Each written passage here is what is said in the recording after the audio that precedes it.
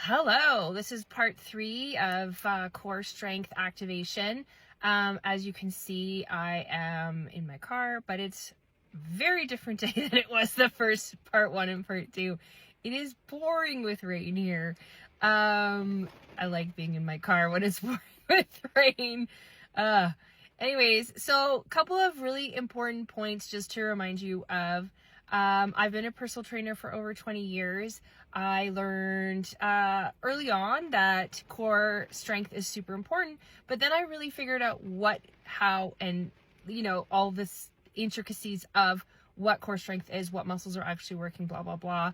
I have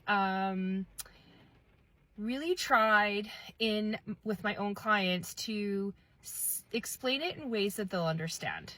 So for strength training, your pelvic floor transverse abdominis multifidus is like a girdle. This is all review from part 1 and part 2. But let's just look at why that's important. Not just for the protection part of it, the protection of your back. Like, that's a big one, especially for older adults as we age, that you'll get sore at some point in your back. But it can help so many other places. Believe it or not, if you have a bad knee, you're trying to lift and you're trying to build the muscles around that knee, core activation is actually gonna help you. It's very strange, but it's true.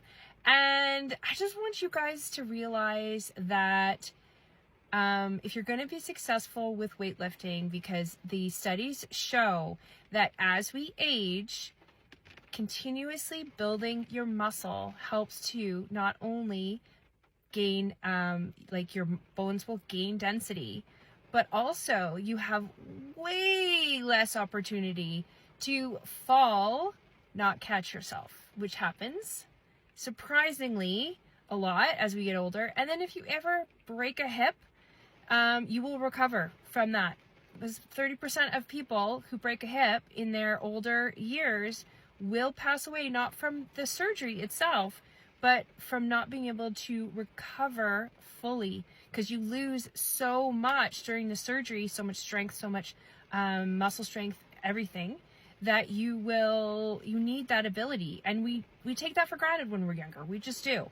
It is the way of youth, right? But as we get older, it is so important to do the strength training to help with your not only quality of life, but your longevity and recovery from things. Because it doesn't matter how much we put into our health in the earlier years, we could still be predisposed to so many different things. And our genetics are our genetics, and we do our best to counter that, but you can't always do that, right? So the best way, and one of the most important ways to start, is your core strength. All right, so what I want you to do, if you want more information from me, text core. I'll send you the photo. Also, if you want to understand this a little bit more, text info and we can have a convo. I can take it offline if you want to. This is super important to understand. I want to be able to teach everybody if they want to learn.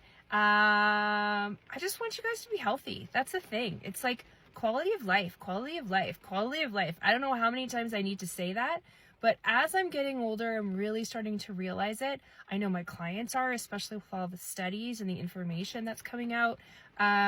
Exercise is and should be a part of all of our lives. I don't care if you're walking only. I don't care if you're just going up and down the stairs or doing squats as you go. That counts. Even though that's not going to be a huge boon, it will help no matter what, okay? I had a client once that fell on the floor, couldn't get up off the floor, couldn't even pull himself up from the floor using his arms. That's how weak he was, just from not doing anything, from sitting most of the time. No, thank you. That's not what I want. I definitely don't want. I don't want that for anybody, because that would be horrible. You would feel really bad about not having that independence that you once did. All right, I'm gonna leave it there. This is a long one. Love you guys, and yeah, comment core or comment info, up to you. Have a good one.